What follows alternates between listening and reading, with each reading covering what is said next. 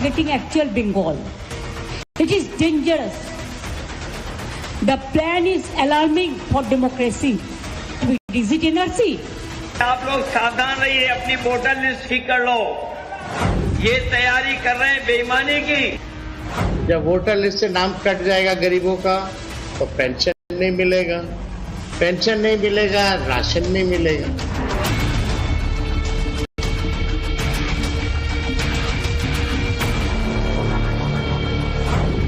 Disenfranchisement, disempowerment is the worst attack on the basic structure of the Constitution. मैं चेतावनी दे रहा चुनाव आयोग, ये सत्ता आने जाने वाली थी। जब इनके पास 300 सीटें थी तब हम नहीं डरे, ये 240 पे हैं, आप क्यों इनकी गुलामी करें? तो ये एनआरसी हुआ नहीं हुआ बताओ हमारे को।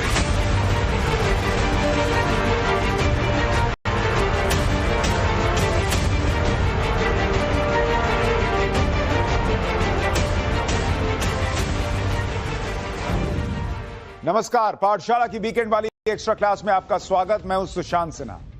देश में आजकल विपक्ष एक अलग ही नैरेटिव सेट करने में जुटा है। विपक्षी नेता यह बताने में लगे हैं कि मोदी सरकार बैकडोर से एनआरसी ले आई। पूरा बवाल काट दिए लोग। ये नेता उन पार्टियों के हैं जिनका आधार एक खास वोट बैंक रहा, चाहे ममता बनर्जी हो, तेजस्वी हो, अखिलेश यादव यूपी में हो, ओवैसी हो। इनके जैसे कुछ और नेता ये बात लगातार कह रहे हैं कि भैया मोदी सरकार गुपचुप तरीके से एनआरसी ले आई। बिहार में यही नैरेटिव चल रहा है क्योंकि वहां चुनाव है और वहां चुनाव आयोग जो है वो नए सिरे से मतदाता सूची बना रहा है। बंगाल में ममता बोल रही है कि क्योंकि बंगाल में अगले साल चुनाव है तो वहां भी यही होगा। क्या वाकई देश में मोदी सरकार बैकडोर से एनआरसी इंप्लीमेंट कर रही है, जैसा कि कई विपक्षी नेता मंच से कह रहे हैं? किस आधार पर यह नैरेटिव बनाया जा रहा है? क्यों कुछ एक्सपर्ट ये कह रहे हैं कि झूठ के प्रोपेगेंडा का छोटा ही सही एक पॉजिटिव असर चूंकि विपक्ष लोकसभा चुनाव में देख चुका, लिहाजा फिर से काट के हांडी चढ़ाने का प्रयास कर रहे हैं? विपक्ष के इस नैरेटिव को लेकर ग्राउंड पर लोग क्या कह रहे हैं? क्यों इस नैरेटिव के पीछे वोट बैंक पॉलिटिक्स वाली हसरत दिख रही है? आज आपको सब बताऊंगा, लेकिन शुरुआत इस रिपोर्ट से। क्या चीज है सियासत भी कि जो नहीं है उसके होने का इशारा कर दे? हंगामा कुछ यूं करे कि आवाम का सच से ही किनारा कर दे। हिंदुस्तान की सियासत में एक नया शोर है विपक्ष का।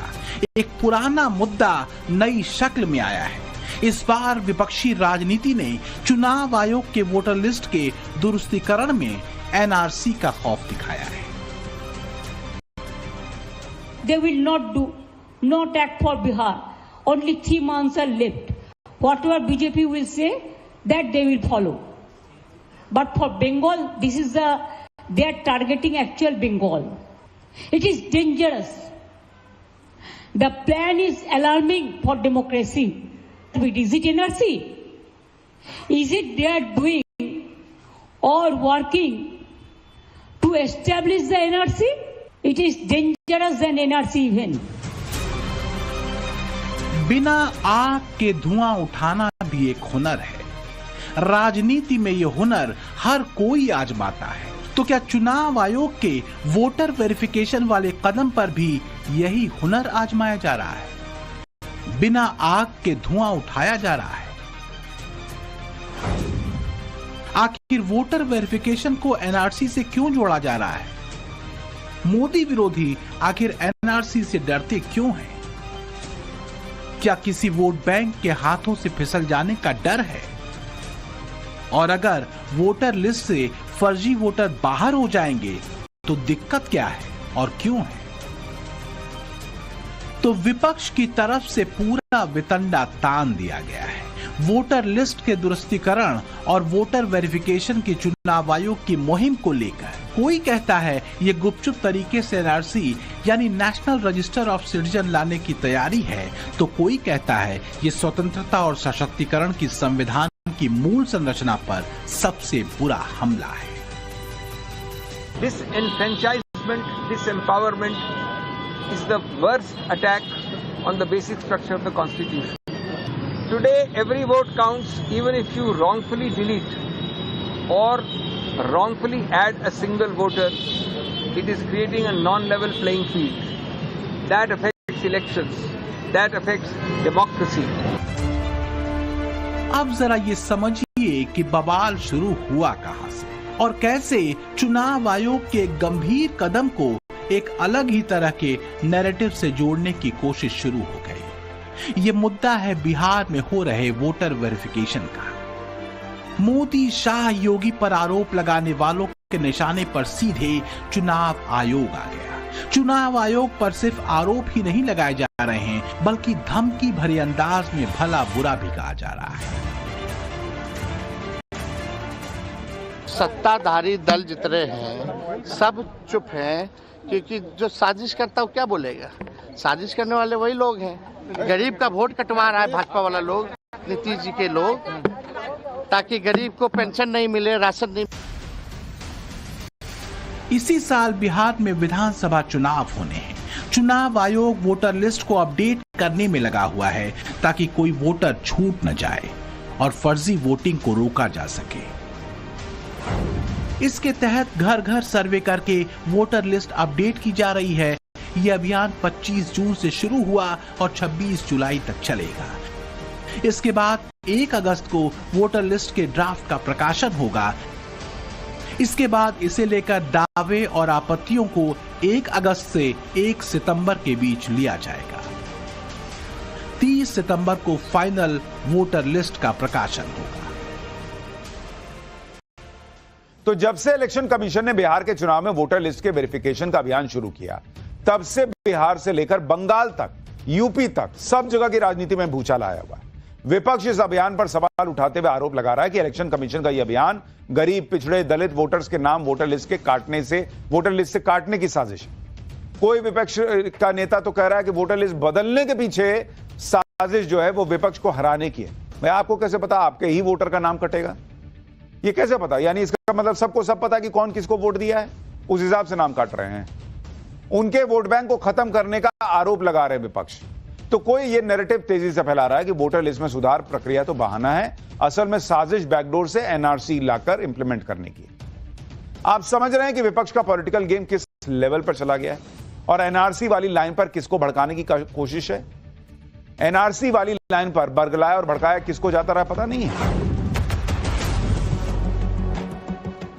ये बात किसी से छुपी नहीं है कि देश के भीतर वोट बैंक को भड़काने के चक्कर में एनआरसी जैसे गंभीर कदम को कैसे एक पॉलिटिकल मुद्दा बना दिया गया। यही वजह है कि जब इस बार बिहार इलेक्शन से पहले वोटर लिस्ट को दुरुस्त करने का कदम चुनाव आयोग ने उठाया, तो इसे भी विपक्ष ने एनआरसी से ही जोड़ दिया। पश्चिम बंगाल की सीएम ममता बनर्जी ने सीधे सवाल तक पूछ लिया कि क्या चुनाव आयोग एनआरसी लागू करने के लिए काम कर रहा है।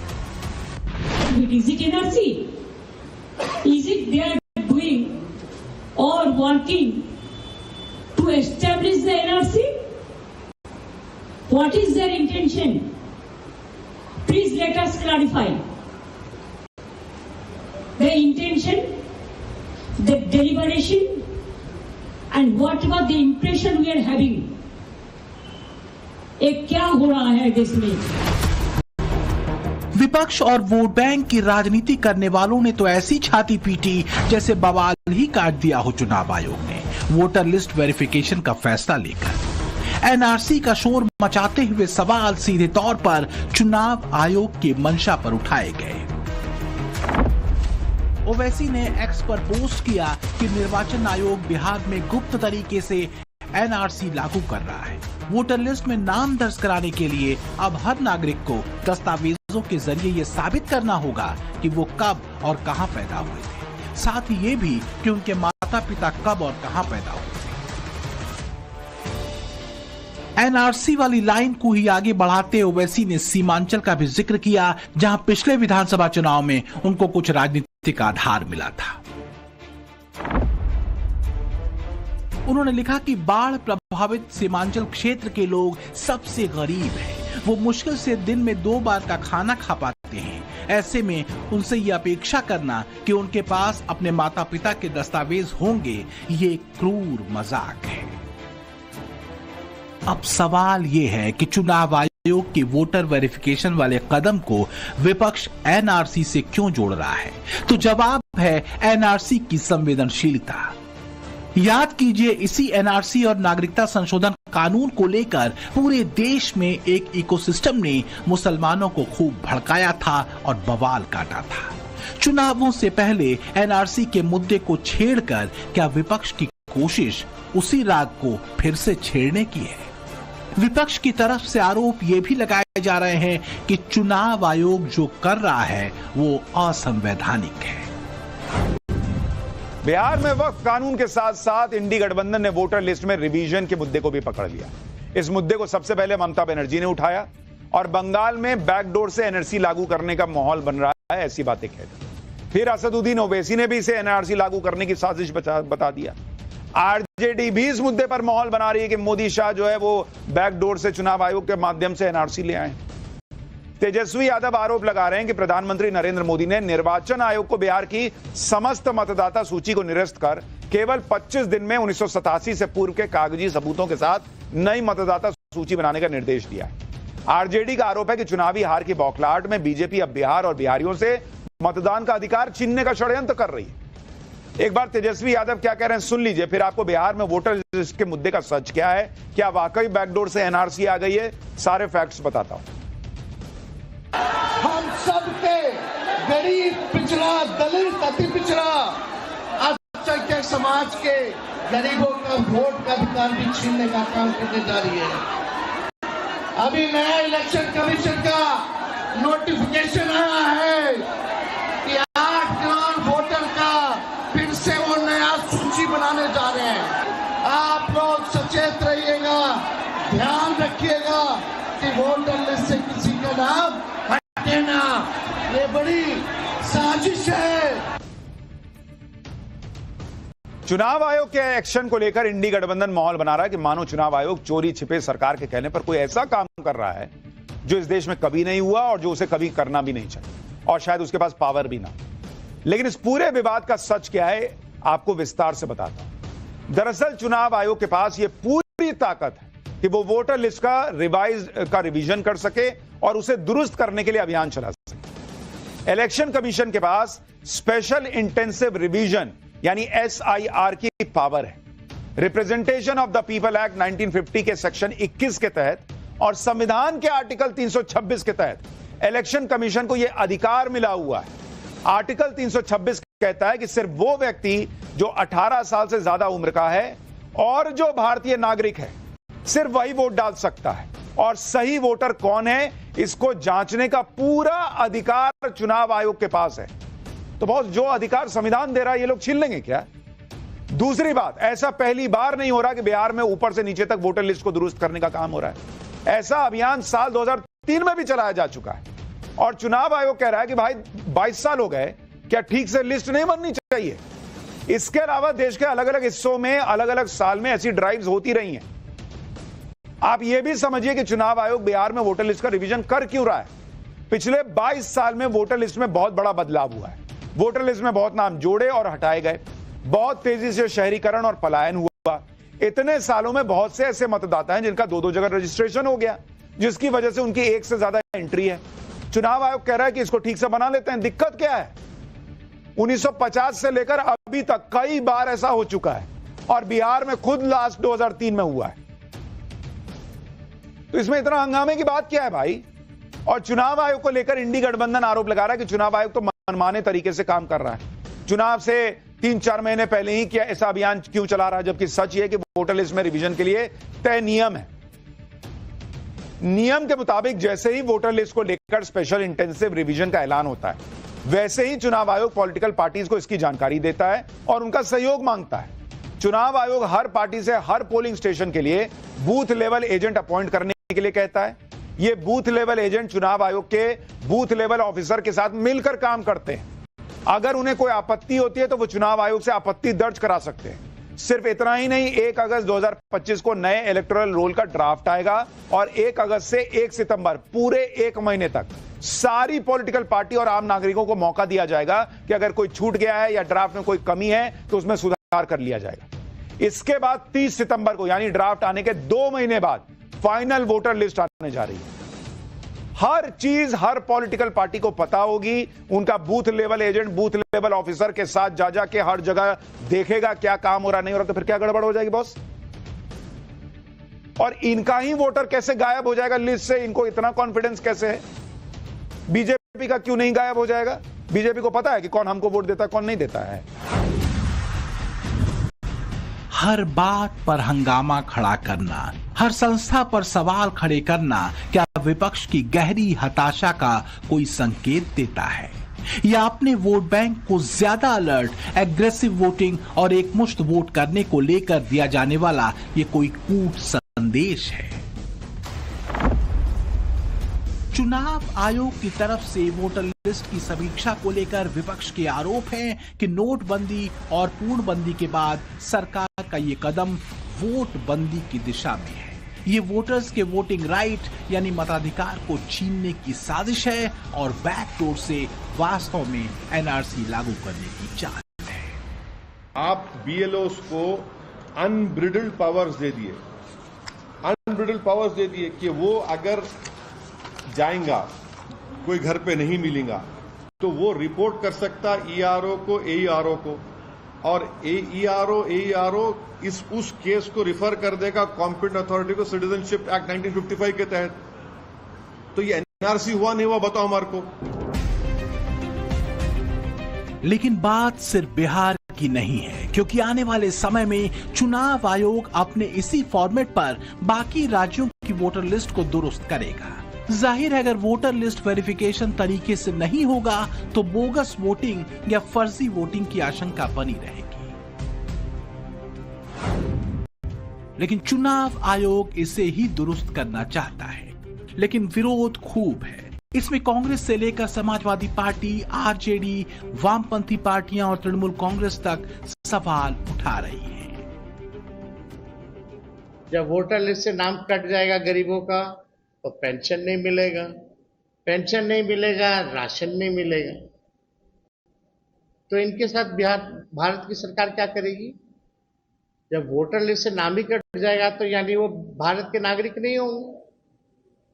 तो सवाल तो यह पैदा होता है कि इनको कहां भेजेगी?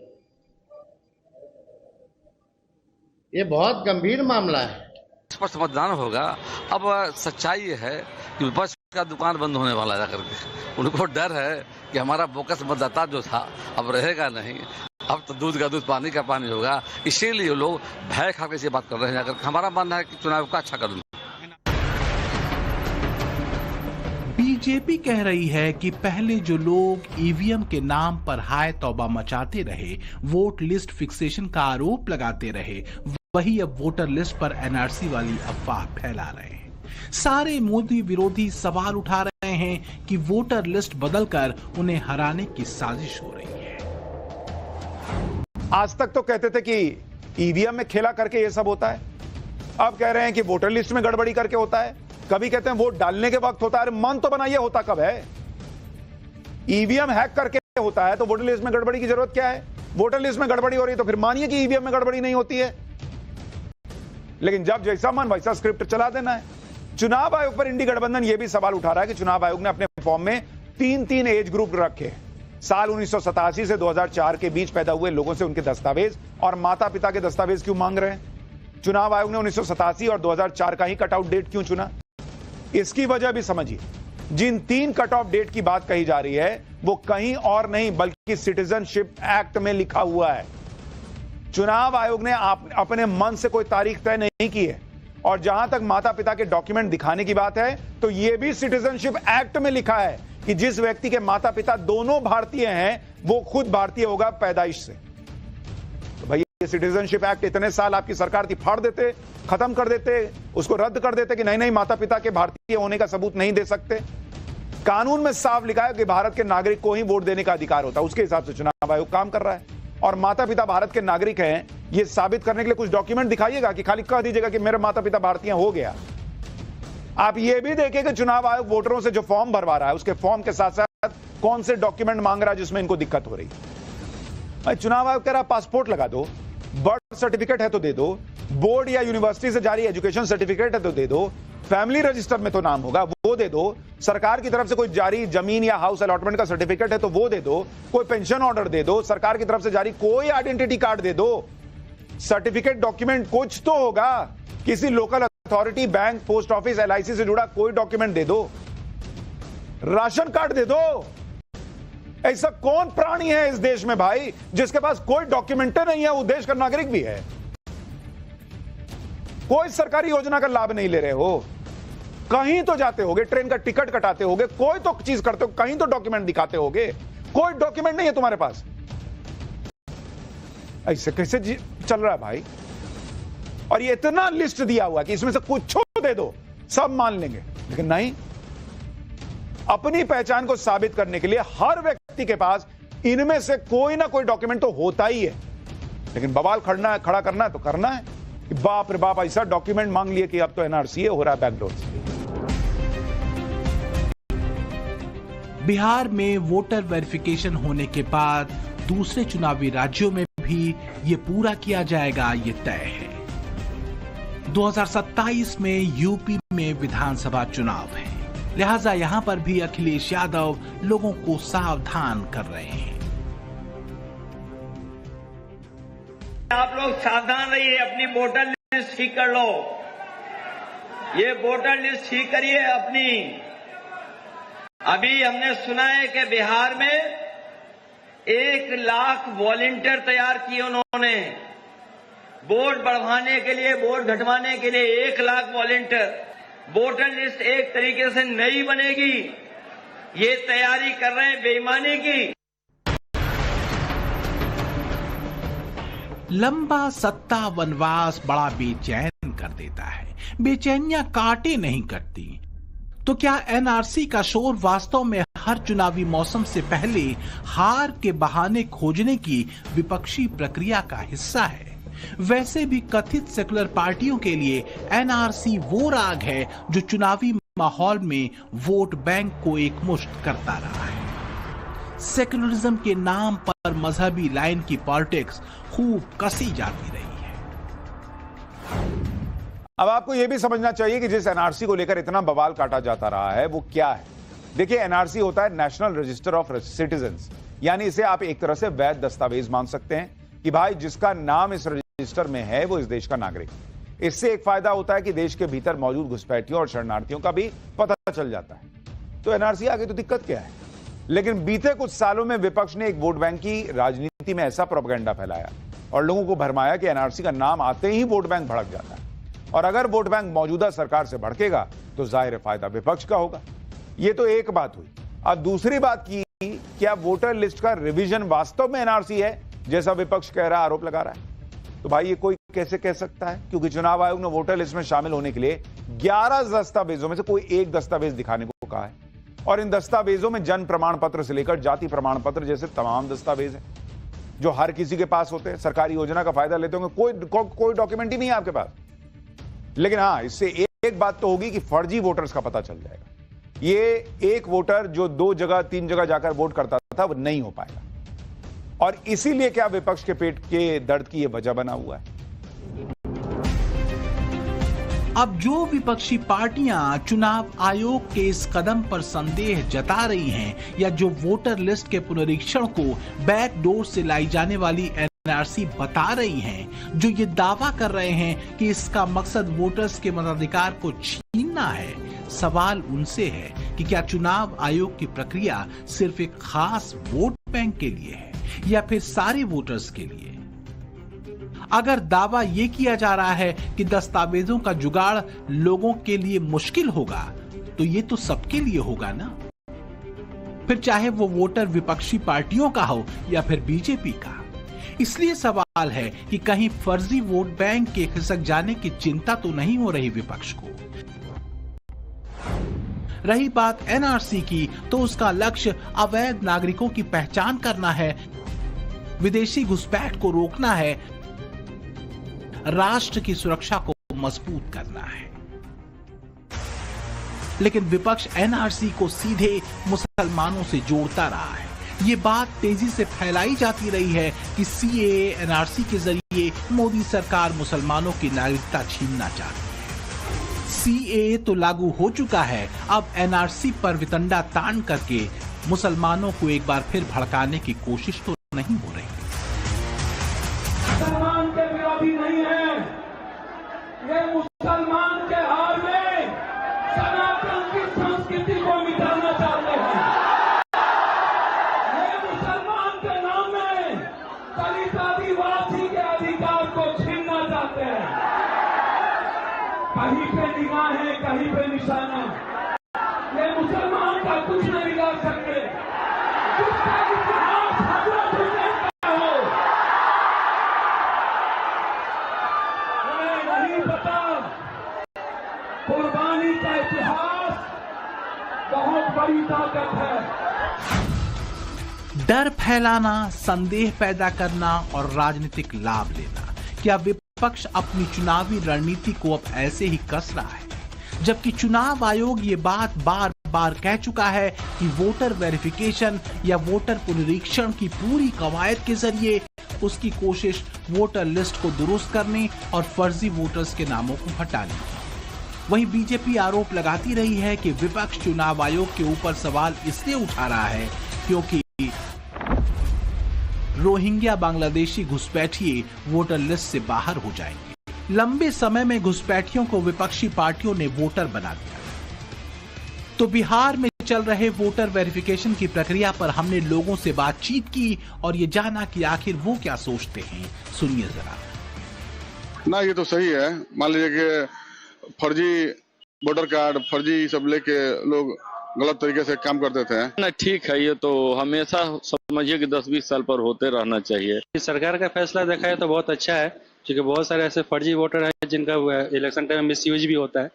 तो ये हमारे हिसाब से बहुत अच्छा फैसला है कि कम से कम फर्जी लिस्ट हट जाएंगे, जेन्युइन इलेक्शन हो पाएगा। हम लोगों को तो कोई खास परेशानी है नहीं। चुनाव के पहले ये कराना उचित नहीं लगता है, इसमें साजिश की बू लगती है। नहीं, ये तो गलत ही है ना। ये कहाँ से सही लग रहा है? अब बताइए, उम्र मेरा 24-25 साल हुआ, अब 11-12 साल से हम डॉक्यूमेंट से ढूंढने में लगे हुए हैं। अब क्या सही है क्या गलत, उसका समय सरकार दे कहाँ रहा है? एक चीज खत्म नहीं हो रहा है, दूसरा चीज लाके सामने खड़ा कर दे रहा है। ये वेरिफिकेशन करा, वो वेरिफिकेशन करा। जो शिक्षक आज भी जो अशिक्षित नहीं हो पाए, 70% लोग आज भी उसमें से अशिक्षित हैं, वैसे लोगों का वोट का अधिकार जो है छीना जाएगा। तो मेरे हिसाब से सरकार को इस पे सोचना चाहिए, ठीक है, एक बार राय करना चाहिए।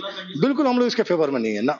डॉक्यूमेंट्स लोग कर ही नहीं कर पाएगा, पॉसिबल ही नहीं है। समझ से बाहर हम लोग का है। जो डॉक्यूमेंट खोजे जल्दी हम लोग को मिलेगा नहीं।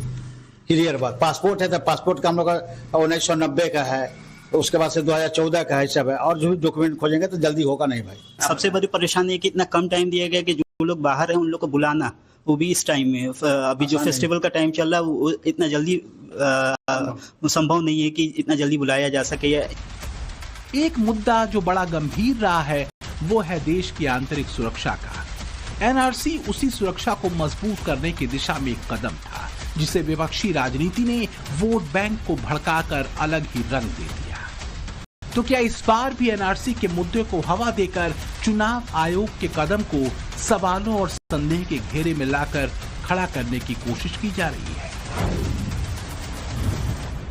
एक चीज आप खुद देखिए, ठंडे दिमाग से विश्लेषण करिए कि विपक्ष घूम घूम के भ्रम या प्रोपेगेंडा फैलाने वाली राजनीति पर ही क्यों आता है। मतलब पूरा पैटर्न दिखेगा। 2019 में कैसे सीए एनआरसी के नाम पर बवाल कटा शाहीन बाग जमा था, उस समय भी एक वोट बैंक को भड़काया गया। खूब चला था कागज नहीं दिखाएंगे वाला नारा। सीए पास भी, कानून भी बन गया, लागू भी हो गया, किसी भी की नागरिकता गई क्या? और इतना दूर क्यों जाना? 2024 का लोकसभा इलेक्शन देख लीजिए।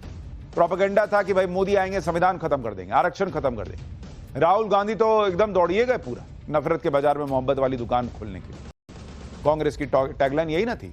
मोदी ने संविधान तो बदला नहीं, हाँ कथित मोहब्बत की दुकान खुलते खुलते बंद जरूर हो गई। विपक्ष के लिए असल मुद्दा है सत्ता वाली बेचैनी। जब कोई गवर्नेंस मॉडल ना हो, जब कोई बेहतर रिपोर्ट कार्ड ना हो, तो क्या करिएगा?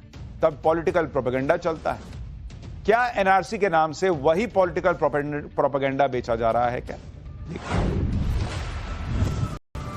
बीते करीब 11 सालों में 3 लोकसभा चुनाव और कई राज्यों के विधानसभा चुनावों में मिली हार दर हार ने कई घरेलू विपक्षी पार्टियों की राजशाही को नेपथ्य में डाल दिया है। समाजवाद से लेकर जनता का दल होने के दावे लोकतंत्र में खुद जनता ने ही खंडित कर दिए हैं। हार की घनीभूत पीड़ा ने कई बार चुनावी प्रक्रियाओं तक पर सवाल उठाते अपनी हार की तस्वीर को ढकने की कोशिश की है।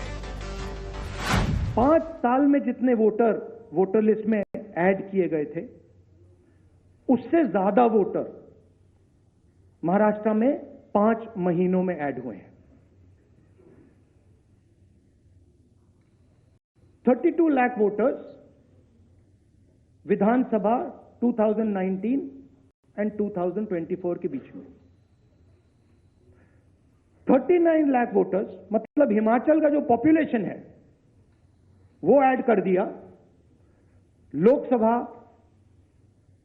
2024 एंड विधानसभा 2024 के बीच में। ये पहला सवाल है। ये जो एडिशनल वोटर्स ऐड किए हैं, ये हैं कौन, ये कहां थे और ये कहां से आए? महाराष्ट्र में चुनावी धांधली के आरोपों को लेकर बीते महीने ही दायर की गई एक शख्स की याचिका को बॉम्बे हाई कोर्ट ने खारिज किया है। इतना ही नहीं, हाई कोर्ट ने बड़े ही सख्त लहजे में यहां तक कह दिया कि इसमें कोई संदेह नहीं कि याचिका खारिज की जानी चाहिए। इस याचिका पर सुनवाई में कोर्ट का पूरा एक दिन व्यर्थ गया। हालांकि याचिकाकर्ता पर जुर्माना लगाया जाना चाहिए था, लेकिन हम ऐसा करने से परहेज कर रहे हैं। चुनावी माहौल में चुनावी शोर उठते हैं और खत्म हो जाते हैं। कहा जा रहा है कि चुनाव आयोग के वोटर लिस्ट दुरुस्तीकरण में विपक्ष का एनआरसी वाला तड़का भी सियासी है। ये जरूर है कि कुछ लोगों के बीच सवाल वोटर वेरिफिकेशन की मियाद को लेकर भी उठ रहे हैं, लेकिन मंशा पर नहीं। तो क्या ये संकेत है कि विपक्ष का एनआरसी वाला हंगामा फिलहाल बेअसर है?